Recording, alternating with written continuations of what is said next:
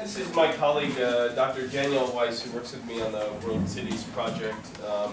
Dan is a former thoracic surgeon who worked for many years in the New York City area doing heart surgeries, and now he spends most of his time working with me on a big research project and writing papers and things, and I thought he would enjoy coming up and you would enjoy speaking to him. Sure.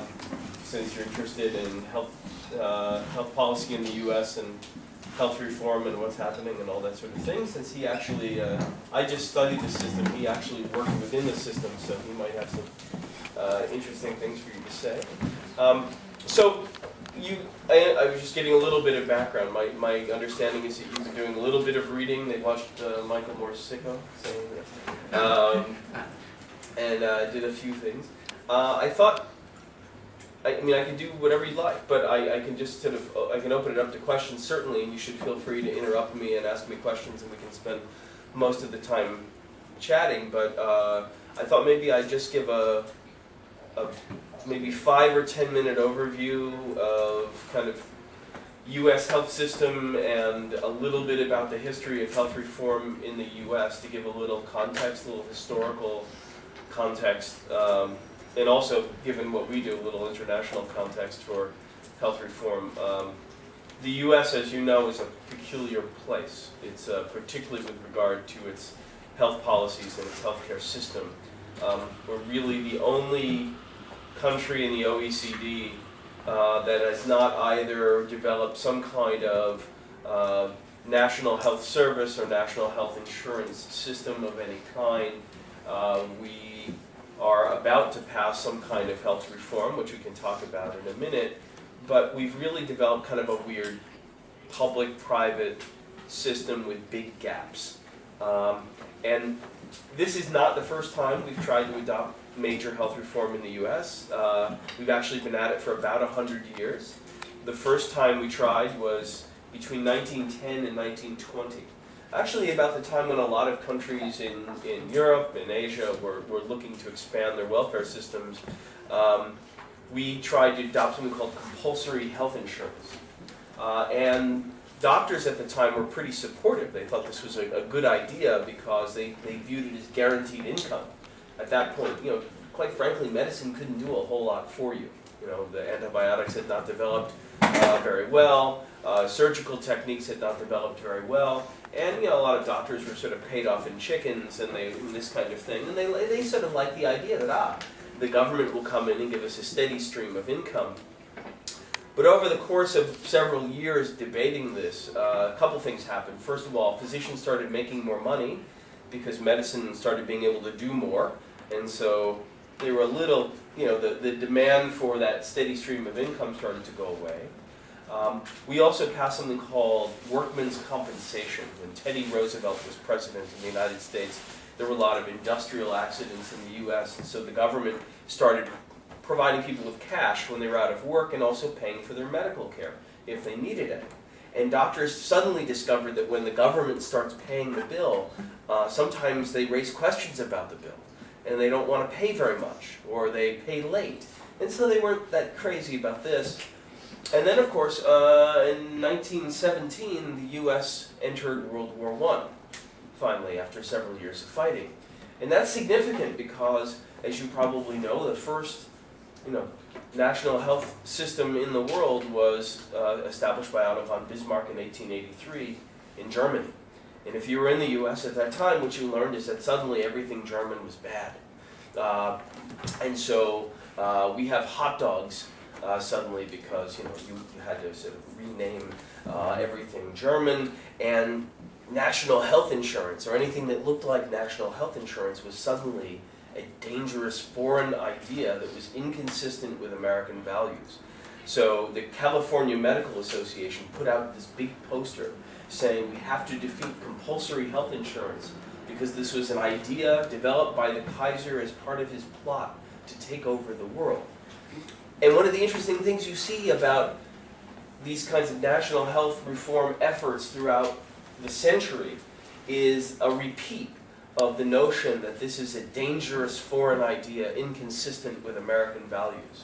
So by the time you get to the 1940s, this is part of the communist plot to take over the world. It's no longer the Kaiser, suddenly it's the communist plot to take over the world. And this is true in the 50s and the 60s. By the time you get to the 70s and 80s and we're debating health reform, I guess it was more like the Canadian plot to take over the world, because the US was very focused on Canada, but this was a dangerous foreign Canadian idea. We didn't want that. And so we have kind of gone through this cycle over and over again of rejecting the notion. But in the meantime, you had to do something to pay for health care. And what we did to pay for health care, and the reason we have this weird system, is a bunch of historical accidents. During World War II, there was a wage freeze. Right? You didn't want the cost of running the war to go up too much, and so Roosevelt put a freeze on all wages. But he was worried that the unions would go on strike. So he allowed employers and unions to negotiate over things like pensions and health insurance. Also, to make it a little bit more attractive, he tax deductible, so that these were paid for with pre-tax dollars. So you got a tax break if your employer paid for your health insurance or provided you with a pension. This income, this form of compensation, was not taxed, and we still have that system today. To make a very long story short, between 1945 and about 1960, the percentage of people who had insurance through their employer went from about 10% of the workforce to more than 75% of the workforce.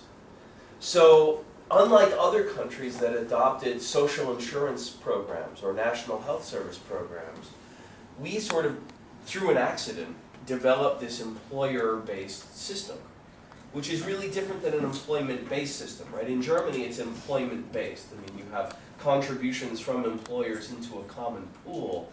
Here, most people who have private health insurance have it tied to a specific job.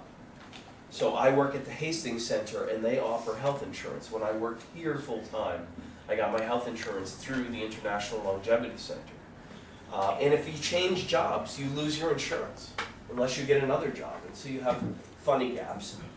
And also, small employers, people who run, the pizza place around the corner, can't afford to provide health insurance to their employees, because even though it's subsidized by the government through the tax code, it turns out that really only large employers employing at least 100 people or more are able to negotiate with private insurance so that they can make it affordable. And so you get a lot of people in the US who don't have health insurance, not because they're in poverty, but mostly because they work for a small employer or they're self-employed. And so you get a lot of people who kind of fall through the cracks in the system. The group that fell through the most, really, were older people. And until 1965, after they left the workforce, after they retired, many older people didn't have any health insurance. And of course, older people have lots of health needs. So Medicare, which you may know is the social insurance program for people 65 and over in the US, was adopted to address that. At the same time, we created this funny program called Medicaid, which is a program that is jointly financed by the federal government and each of the state governments. And that provides health insurance to very poor people. Now, in New York, you actually don't have to be dreadfully poor to qualify for it, because we have different eligibility rules. But if you go to a place like Florida or Mississippi or Alabama in the US, one of the poorer states in the US, you have to be extraordinarily poor to qualify for that program. And so it only covers some people. You also have to be categorically eligible, which basically means you have to be a single parent or a kid. Most of the people on the Medicaid program are kids. Something like 2/3 of them are children. The reason the Medicaid program turns out is so expensive is not because of any of those people, but because one of the things that the Medicaid program pays for is long-term care, specifically nursing home care. And so even though only about 1/3 of the